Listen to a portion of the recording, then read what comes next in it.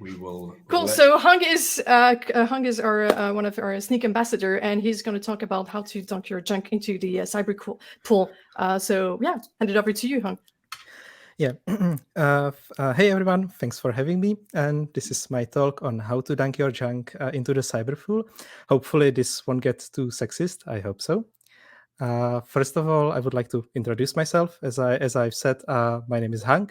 I currently work for PwC as a cybersecurity engineer. I'm a long-time AppSec and DevSecOps enthusiast. I have a software development background with Python and C# being my all-time favorite. I do consider myself to be an author, as I have my own blog, which you can check it out, and I also authored some of the other projects as well. And I am a content-oriented DevRel. I collaborate with all these amazing companies that are creating the developer tools, and I help to promote them after I consider that they are amazing. But that's all about me. Let's move to my presentation and to our story, where I would like to introduce you to the main hero. Let's call him John. Let's give him some generic name as not to become too emotionally attached in case he dies throughout the presentation, which might happen or might not. So something about John. John is a recent agricultural college graduate, but he has some difficulties finding a job. So if any one of you have an open spot in your team, just reach out to me. Let me know. I will connect you with John, and hopefully we will figure something out. And you can bring in John to become the asset for your team. What's important about John is that he's a hardworking and determined individual, and he always wanted to become a hero and help others. So one day, John is traveling through the country when he realized that, hey, there's a signboard and there's also a letter on it. So let's take a look. And in this letter, he can see that it's the old Uncle Sam who wants to recruit people to become the cyber knights. Cyber knights are basically the people who are the elite within the country and who are protecting the kingdom from the cyber threats. After some consideration, John realizes that even he can become a cyber knight. But what should John do in order to become one? Well, first of all, he should really assess his situation and assess himself to find out what are his strengths and what are his weaknesses, what is his motivation, and what is his natural talent on what he can do. And he also can consider what is his background and how he can leverage this experience in order to become a cyber knight. After doing that, there's a step that's mostly like quite important, and that's to learn the fundamentals. If you want to succeed in anything, basically, be it a software development or cybersecurity, you always have to have the solid understanding and the solid fundamentals. So John starts to ask himself some questions. For example, what is cyber? What is the confidentiality, integrity, and availability triad? Or for example, what's the security operations center? And after finding out the answers to these questions, he builds a small foundation of his skills. After that, he can move to more advanced questions. For example, how does the symmetric and asymmetric encryption work? Or what is SIEM, for example? And after answering them, he can even upskill. And after that, he can start to ask really, really hard questions. For example, how to prevent the cross-site scripting attack. And after he realized how he should do that, then we can say that he has the solid understanding of the subject. And just like that, our level 1 cyber peasant John levels up and becomes a level 2 cyber squire, which is amazing. The next thing that John did was to travel throughout the country, and he noticed a small community. And within the community, there's a friendly priest. May the light bless you. I am a big fan of World of Warcraft, so you will find a lot of references to this game in this presentation. But our community struggles with some issues. Would you like to help us? Sure thing. There's a large slime who's sucking all our data. Can you help us get rid of him? Well, John says yes, and but he haven't understand that some of the obstacles for the beginners might be quite large. For example, this is a level 10 monster. It's a slime, and like there's no chance he will be able to defeat it on his own.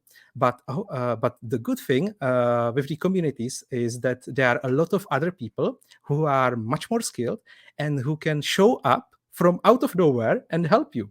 So, wait, what's that? Oh, it's a level 69 cyber wizard named Randall. And Randall is going to use some of his black magic and to obliterate this enormous slime. So, just like that, a level 2 cyber square John levels up by asking for help, basically.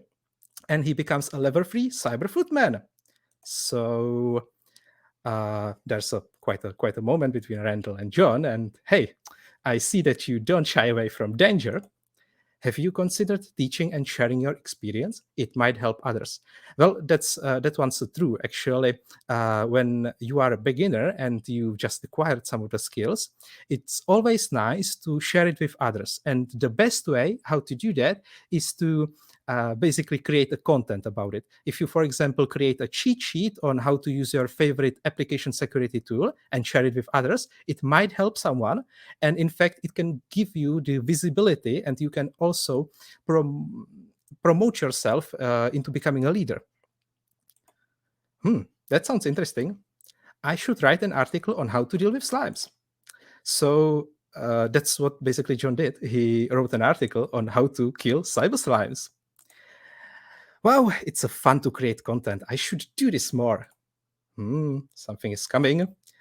I have just read your article and I love it. I'm going to reshare it to help you gain visibility. That's one of the crucial aspects as well. If you manage to reach out to some of the cybersecurity leaders and they like your content and your presentations and your ideas, they will most likely reshare it, which can boost your visibility and allow you and your content to get to much more people and to affect them.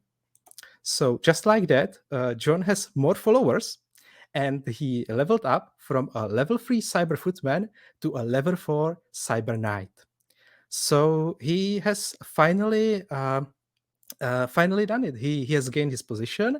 He has gained the job he always wanted. And now what? He has finally become a cyber knight. And actually, that's where I am right now within my career.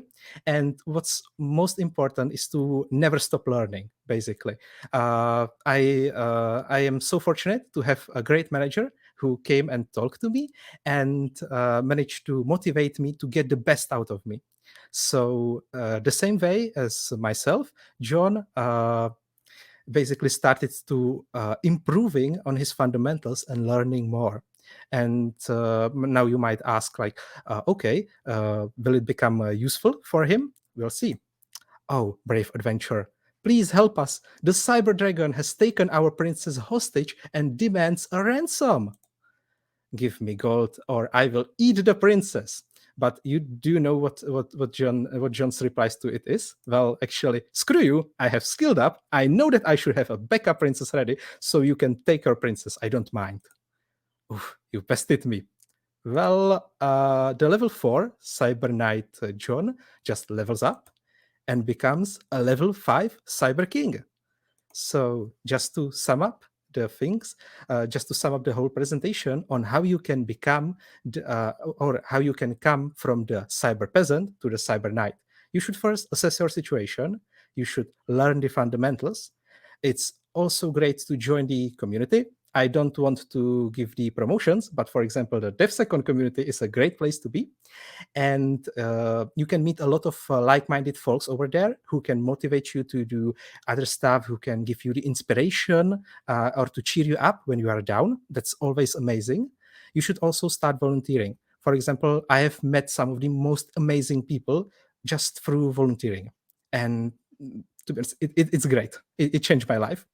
And last but not least, you should always continue your learning and development, because cybersecurity, or it doesn't matter if you are pursuing a career in a DevOps, in the DevSecOps, or in the Triceratops, for example, who knows what's going to be.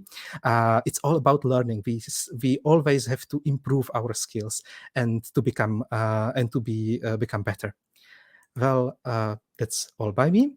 Feel free to reach out to me through my social media. I would much appreciate if you check my blog.